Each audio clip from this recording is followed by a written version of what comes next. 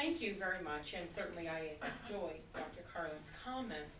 I was asked to share a few reflections from the trip to Turkey that I had the pleasure of taking May of 2010, and I will tell you a little bit about this journey. I'm basically just kind of calling my comments. It's not nearly as academic as what we have heard, so I'm glad she covered the academic components.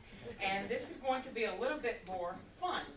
If I can get to the next slide on my reflections of Turkey, you're probably wondering, well, how did I come to have a wonderful experience in Turkey? Well, it was a combination of things. One, it was the savviness of the director of the Turkish Raindrop House, who also happens to be a School of Education doctoral student. And then, secondly, it was the coercion of my provost that said that I was indeed available. So it was a combination of things that resulted in my being able to take this trip. I had only recently arrived in Kansas City, and although I was interested in the dialogue and had met some of the individuals, I just couldn't see how I could possibly tear myself away for 2 weeks, just as a semester was coming to an end, and as we were preparing for summer school. But the combination of savviness and coercion did it. So our journey, just to tell you a little bit about our trip, we, of course, boarded a plane in Kansas City, and Dr. Iden traveled with us, which I thought was very impressive, that someone would come along and make sure that you get on your flights on time and so forth. And then we were met in Istanbul. Now, we went through Paris rather quickly. As a matter of fact, my trip through Paris was actually a little bit longer than the others. And we nearly missed our flight because I was hung up in security. I think I was suspected of being a would-be something. But at any rate, it took quite a while, but they waited diligently for me at the risk of missing our next flight.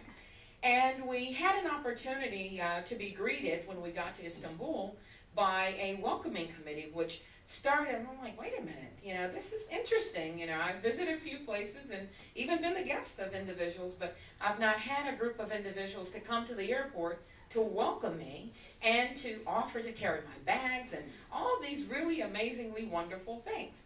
And I didn't know it at the time, but that was just the start to the Turkish experience. We also had a number of trips.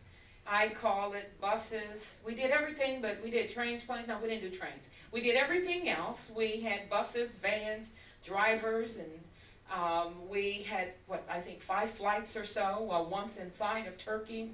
And we visited historical, cultural, as well as religious sites. We did a variety of different kinds of shopping. We shopped from roadside shops to large malls. We ate. And we had fabulous restaurant experience as well as dinner in the homes of 3 to 4 families. And then my good friend Abe and I also took in some street vendor food while the others weren't watching. And we visited a television station, met with the Journalism and Writers Foundation, visited 3 universities, and visited several elementary schools, 1 high school. And I think we visited almost every Turkish cultural bucket list site that was available, and we had an absolutely phenomenal time. Just to give you some snapshots into what we did, we had a meeting. This was one of 3 meetings with faculty and administrators. This was at Fatah University in Istanbul. And this university was very amazing to us because we, in addition to just seeing state-of-the-art kinds of facilities that students had classes in, and marveled at them because, we have perceptions of how we live in America, and we oftentimes are wrong about those perceptions in terms of what's available throughout the rest of the world. This particular university had about 12,000 students, and they had students that were representative of 74 different countries, and the facilities were just amazing. We also was able to take a picture with some of our colleagues. This was our group, with the exception, I think, of 1 person that wasn't able, actually 2 people weren't in that picture, but other than that, that was the group from Kansas City. Another group picture in front of the St. Sophia. More of a picture. Some of the artwork inside of the mosque were just absolutely breathtaking. And you may have heard some things about this particular mosque, which is just unbelievable. And of course, we got a chance to do a tour, and for me, it was unbelievable because one, although I call myself a fairly informed multiculturalist, I had not spent nearly as much time in exploring Islam and in visiting mosques. And it was just really, really phenomenal and an amazing experience. This was a primary school that was built in 1740. And of course, being a dean of a school of education and an educator, it really kind of caught my attention. I will conclude with some comments about the role of education as I saw it in Turkey. And, now of course, keep in mind that all of this was day one. So I say here day one continues, and keep in mind the slick and stylish rims. Let's go back, let's go back, let's go back. Wait, we're going too fast. Okay.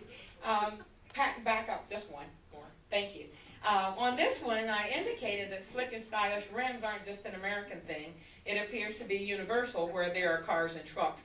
And I thought this was really pretty amazing. As we traveled around Turkey, I make it my business when I'm traveling abroad to try to capture aspects of American culture that we tend to think is just ours, as well as unique aspects of the local culture. Now, let's move forward. My good friend Dr. Iden here, as I indicated earlier, all these things I've shown you so far occurred in day one.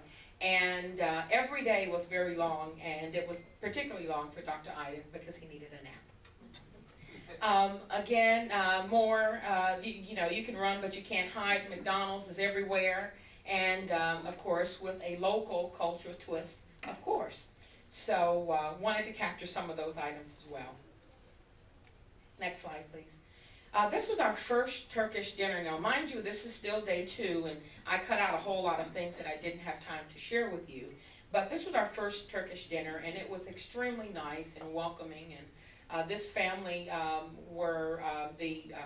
the husband was a construction, I have to say mogul or something, because their home was extremely nice, and they prepared quite a lavish meal for us, and we were more than grateful. Another slide is, this is our hostess and one of her 3 sons. And like I said, we just had a great opportunity to dine with them and chat with them. And the father and one of the sons had come to the U.S., so we were able to dialogue about some specifics. The other son was scheduled to go, but it had problems with his visa. You may have picked up on that thing previously. And then we were able to have tea that evening on their balcony overlooking the city. It was very nice. We had an opportunity for our Turkish friends to make media personalities out of us. And as you can tell here, this really was me in a different state. And I was so amazed at our talents that when I looked at myself on the screen, it surprised even me. So we were able to spend some time doing some fun things while also taking in some of the local current events. Next slide, please. The equivalent of, I guess, Iron Chef America, we were able to visit a Turkish Top Chef TV show set, and that was rather interesting as well. You always wonder, well, how does the butter always not melt? But we got a chance to see some of that. Next slide. Turkish elementary school. And this was a school that has actually been built by businessmen. So this was not a school that was funded by some other, by the state or some other kind of source. And if we can get to the next slide, I thought it was absolutely amazing that on the steps of the school in English were written these words. Things like, welcome to our school, everything you can imagine is real, smile and the world smiles with you, only the educated are free. And of course, as an educator, I found this particularly fascinating. And the children were absolutely amazing.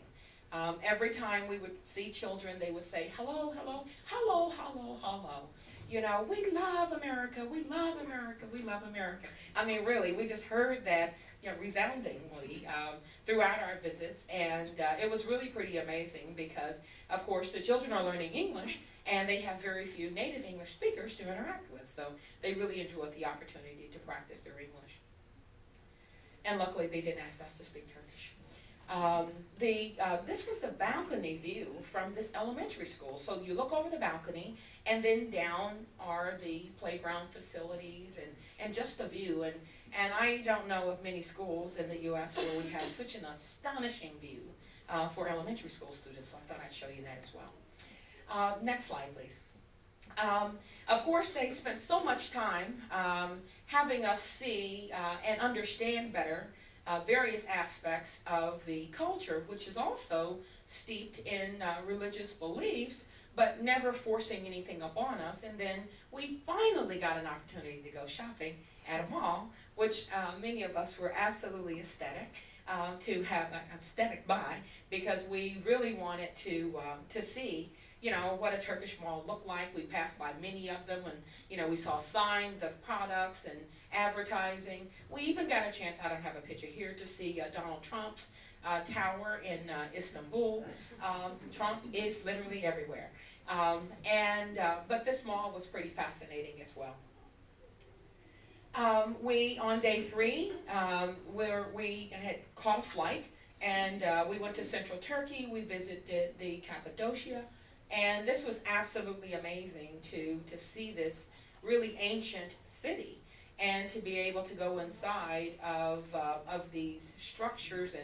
And it was a rainy day, but we had a great time doing this, and thoroughly enjoyed the thought that went into the planning. So overall, in terms of the insights gained, I think, and I think I speak for my colleagues that went with us as well, the Turkish people are extremely kind, giving, and graciously hospitable people. They showed us nothing but friendship, even love for individuals that they had never met or knew anything about. Education is a shared Turkish value.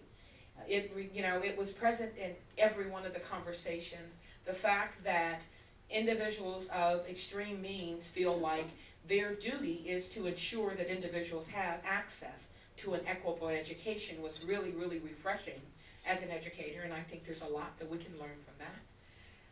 Also, providing access to education and forging friendships to understand differences are 2 of the ways that I noticed that the Turkish people practice their faith. So while we didn't have conversations about religion, as we interacted with individuals, we saw their faith in action. And that was really, really, when I say it, it still, just makes me just tingle at the thought that individuals would take so literally their responsibility to other individuals and live that out, even as they interacted with strangers. If you travel with Murat, Dr. Aydin, and Ayub, whom we affectionately call Abe, it is a wonderful experience, but a test of endurance. I had a great time. I would certainly like to go again, but it was quite an exhausting trip. And I really do look forward to meeting some of the individuals that we met, because they were extremely gracious and extremely kind. So thank you all for the opportunity to share.